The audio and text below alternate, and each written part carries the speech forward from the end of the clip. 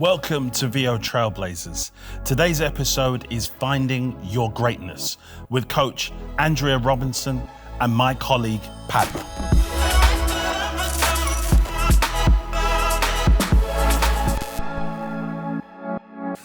Ready to do this? Yes. Cool. We've been incredibly lucky because we've managed to get an interview with Andrea Robinson, the head coach of the women's basketball team at DeSoto High School. They are the back-to-back state champions, one of the best teams in the country. I can't wait to get your reflections on what she says. Can't wait. These ladies are learning to be confident. They're learning how to persevere through difficult situations and challenges. They're learning how to be leaders. They're learning how to be great communicators. I mean, they're developing into be great women. And so that's what it's about.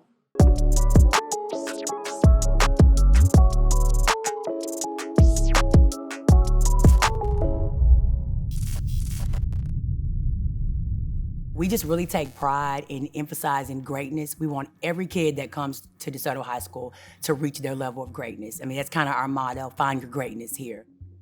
As a young coach, I've always watched this school, and I kind of grew up in the coaching profession watching DeSoto girls basketball, and I always look over and see how talented and how much talent they've always had, and always wanted to be here.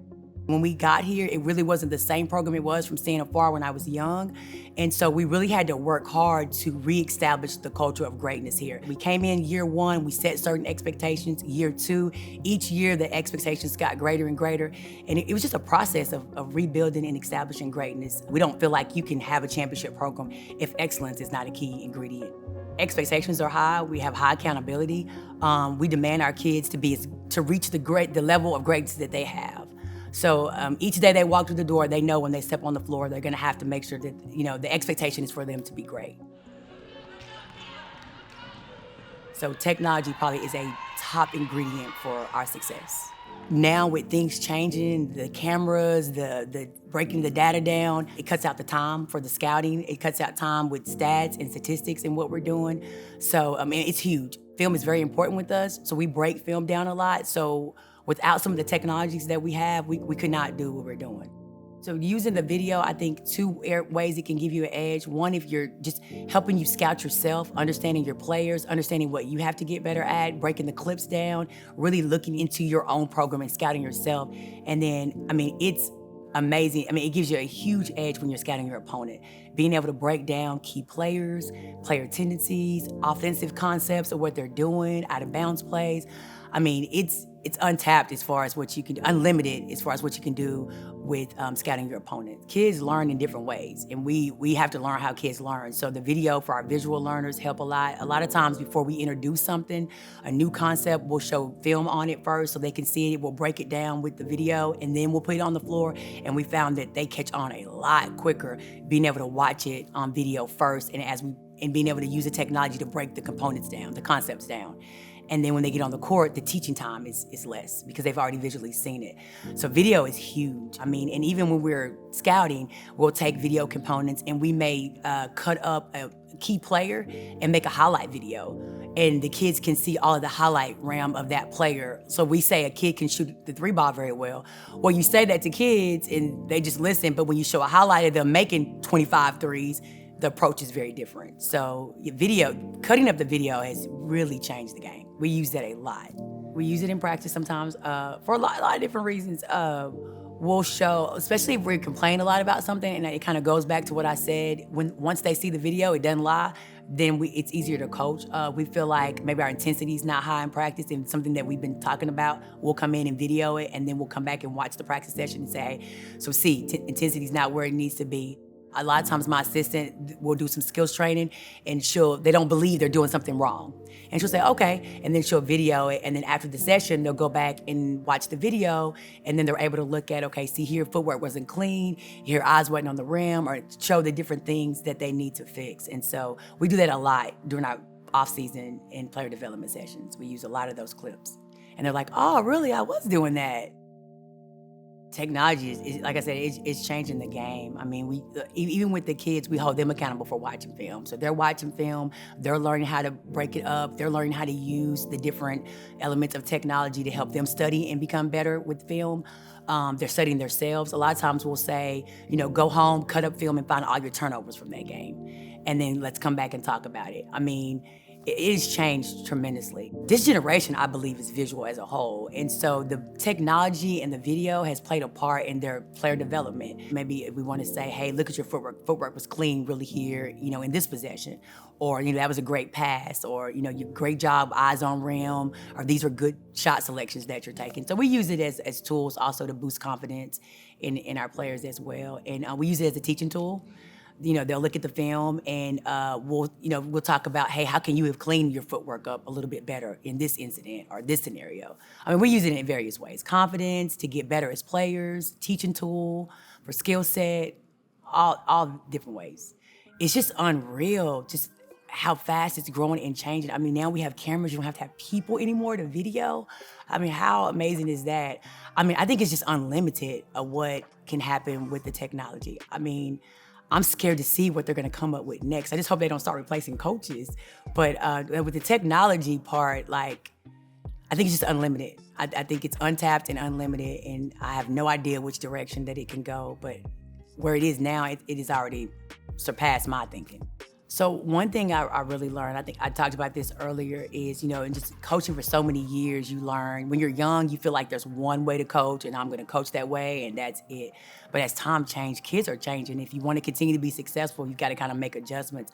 So I've really learned to tailor coaching to fit each kid's need. And one thing that I noticed that has made a huge difference is their learning styles. How do they learn? The kinesthetic, visual, and that's kind of where the video comes in.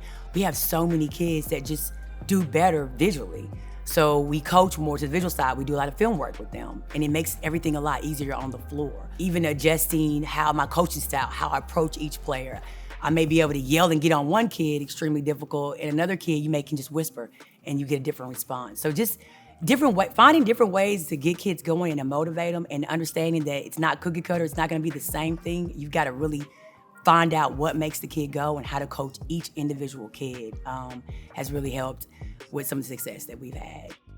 Being able to live stream games, that has completely changed everything. I don't think now we can go back. I think COVID kind of really opened that up, and now I don't think we'll ever go back, because the people that can't get out, they're able to watch the game, or if we're out too far, we're out of town and people can't make it, they're able to live stream. And it's increased our fan base a lot.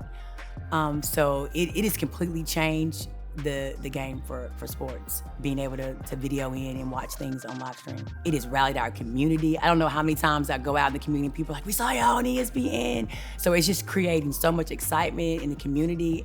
But to be able to play against the top 4 teams, to meet up at a site and to play is amazing. And to be on TV in high school, I mean, I couldn't imagine that years ago. For women's basketball, for them to be able to do that, and I think it was the first one ever that they did for female sports, I think it's gonna change the game for high school. I already know it's changing the game, because we have high schools now that are already looking to kind of things similar to that. It's trend setting. I'm thinking it's gonna really grow high school basketball for female athletes. It's giving them an opportunity to be just as important as the male athletes. And when we were putting this together and we were talking with some of the sponsors with the ESPN, that was part of their vision, to bring light to the female sports. And they did that, and it was amazing. It's exciting to see how the game is changing for women's sports. And hopefully years along the line, the kids will see how that's just not normal. Just an amazing experience. I want my players to be confident. I want them to walk in their greatness. I want them to reach their level of greatness they have. And I want them to understand that no matter what they do, that anything that they do, they're gonna operate in a high level of excellence. I want them to be tough. I want them to be gritty. I want them to be fighters, competitors. I mean, at the end of the day, you wanna win championships. You want to win at the highest level. But I think for us, you want these kids to walk in and reach their level of greatness, but the key is, if they can use this court as an opportunity to further their education and go to the next level, it's life-changing. For a lot of these kids, that is their way to get their education paid for. That's gonna change their life, and that's what it's about. And so that's what coaching's about, changing lives and creating opportunities for these ladies.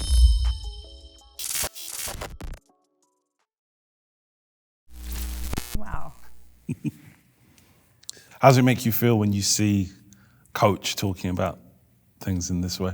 As a female and a professional myself, I feel nothing short of inspired and fascinated. She clearly comes across as a strong female leader, and when you look at how she's been working with her team of young girls and kind of just prepping them to not just be good at team sports or basketball, but holistically, in terms of her wanting them to be good communicators or strong leaders themselves or even confidence and, go on to excel and show that excellence on a daily basis is just amazing. Fantastic. In terms of what you're seeing, not just from this, but what you're hearing and seeing, what are some of the emergent trends that you're hearing from coaches and players from your unique perspective? I think more often than not, we hear coaches say how lucky kids have it today.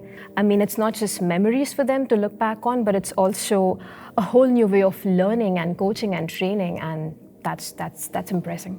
They often wish that it would be a whole lot easier for them if players could do things themselves. And this goes also in line with what players often end up, saying, which is if there is a video or if there is a recording, players don't necessarily have to wait until the coach makes it available or shares it, At times, it's so much easier when a player just goes in, watches the video, tries to make highlights, understand, what is it that they did during the game. Even Andrea says she has her team, do so much when they go back home and watch their games, and that's also what players need from what we've been seeing. I thought it was really interesting when Coach talked about the role of the community and what, video has done to bond the community. But also your team is kind of responsible for development of the Veo community. We don't just sell a product and put it out there. What's that been like?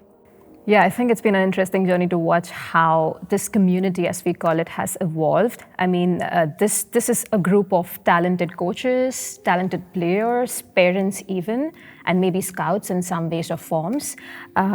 What makes me really intrigued is what would happen if this community could somehow collaborate with each other on multiple levels and different levels, in terms of just educating each other on, hey, here's how you could, use this feature, or these are some tips and tricks that have come in handy for us in terms of coaching and, player development. I feel we could be doing so much more in helping them or harness that technology we have given them access to. Tell me about the future then. So if we could do more, what does more look like from your perspective? I think for me, a simple start in this direction would be, like I said, harnessing this platform and this community we already have, and just enabling them to have some form of access to each other. For example, if I have to speak about some of what our customers have been doing, they often upload videos on what they do or how they use our platform. And it's so cool because these are coaches, these are the true champions of our product and our application.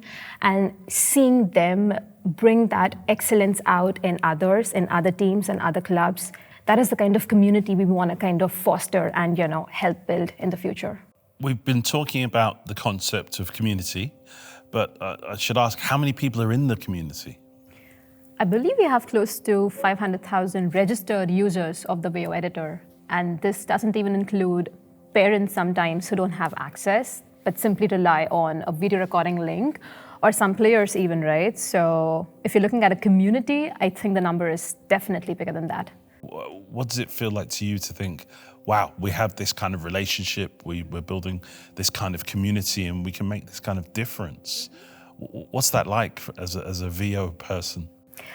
I think as a Veo person, I feel like this is exactly what we want. This is what our dream is, and this is what we aspire towards, which is making sure everybody has access to amazing sports technology.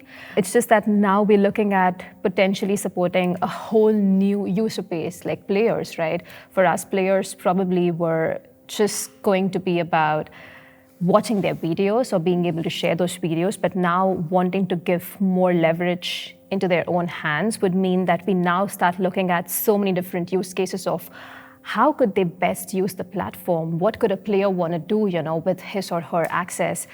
Can we build something? Can we enhance something we already have to kind of support this tool from a player standpoint? would be interesting. So I see a lot of developments and insights going into making this platform a bit more centric towards players as well as coaches now.